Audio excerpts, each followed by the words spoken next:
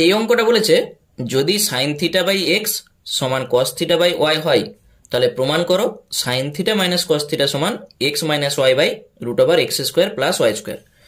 তাহলে এই ক্ষেত্রে যেটা আমরা করব, সাইন থিটা বাই এক্স সমান কস থিটা বাই ওয়াই, এই টোটালটাকে আমরা ধরে নিচ্ছি 1/k ধরি, যেখানে কেটা নট ইকাল টু 0। তাহলে এখান থেকে আমরা কি পাবো, কোনাকুনি যখন গুণ করবে এক্স সমানে পাবে কে সাইন থিটা আর ওয়াই সমানে পাবে কে কস থিটা। আমরা যদি ডান পক্ষ থেকে প্রমাণটা করি তাহলে খুব সহজেই প্রমাণটা চলে আসবে, x minus y by root over x square plus y square.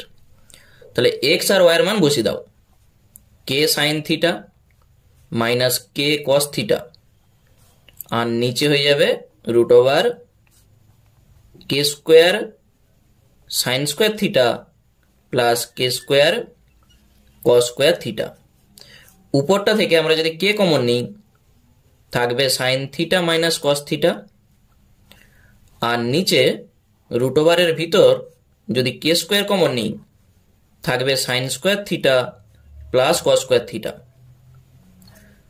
উপরে যা আছে থাক, sign theta minus cos theta, নিচে এইটার মান 1 আর রুট ওভার কে স্কোয়ার মানেই কে, কে এর সঙ্গে কে কেটে দাও, যেটা থাকছে দেখো সেটাই আমাদের বাম পক্ষে আছে।